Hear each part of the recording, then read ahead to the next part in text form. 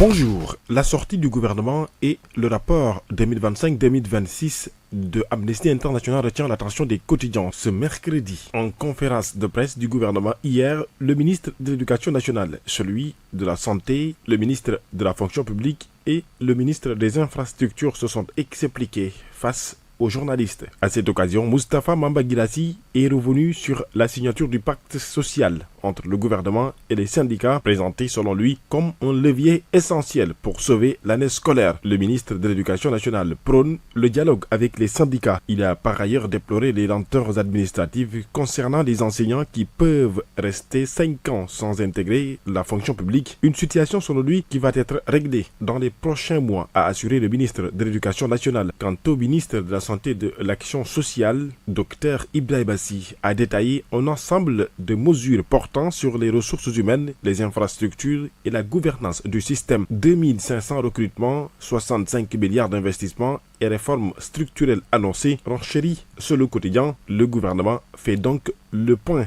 notamment sur le pacte de stabilité sociale et les infrastructures. Signé le 1er mai 2025, le document est structuré autour de 87 engagements que l'État met en œuvre sur une période de 3 mois. Les avancées dans le secteur de la santé, de l'éducation sont exposées. Sur le plan des infrastructures, des projets majeurs sont annoncés pour une mise en service courant mai 2026. Affiche le quotidien national Le Soleil. Le projet sort sa calculette, titre Source A. Pour Sud Quotidien, le gouvernement défend son bilan de l'éducation aux infrastructures en passant par la fonction publique. L'accent a été mis sur la correction d'inégalités anciennes, l'accélération des réformes et la concrétisation des engagements. Le gouvernement a insisté sur une dynamique de résultats tout en reconnaissant la persistance des défis structurels, notamment sociaux et économiques. Dans un contexte marqué par des mois de perturbations scolaires, les acteurs de l'éducation appellent à des actes concrets pour restaurer la confiance et surtout garantir la stabilité du système éducatif. Accord État enseignant, la confiance mise à l'épreuve des actes, titre Yor, bilan d'État rassurant selon Direct News.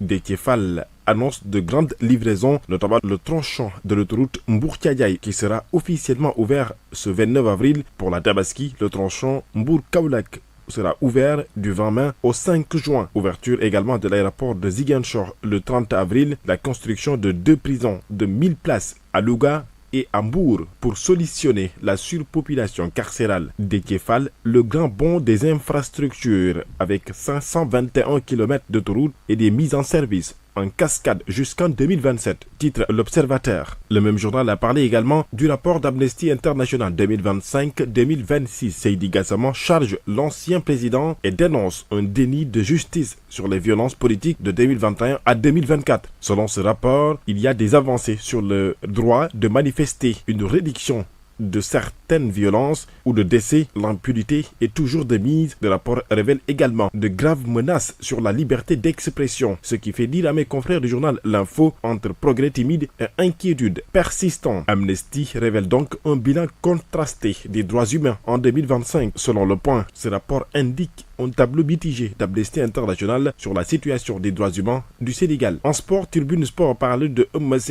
qui a été terrassé ce dimanche par le jeune Ada Fass. Eumeu a encore de l'argent à gagner dans l'arène, donc inutile de parler de retraite du leader de l'écurie Taïching. Le quotidien Tribune Sport parle également de Salissar, médaillé de bronze aux mondiaux en salle, qui fixe la barre très haut. Elle a été d'ailleurs reçue par la ministre des Sports et de la Jeunesse, Khady Gueye, qui l'a félicité et l'a érigé aujourd'hui en modèle, surtout pour la jeunesse. En football, le record parle de la Coupe de la Ligue. Les derniers quarts de finale se jouent aujourd'hui. Derby Teungueth FC, Génération Foot et Jambar, Stade de Mbour. Parallèlement, en basket, toujours selon le journal Record, l'AS Vide de Dakar, qui aujourd'hui est au Maroc à Rabat pour participer pour la 2e fois à la BL, est en quête d'un statut continental. C'est tout pour vos quotidiens. Merci et très bonne lecture.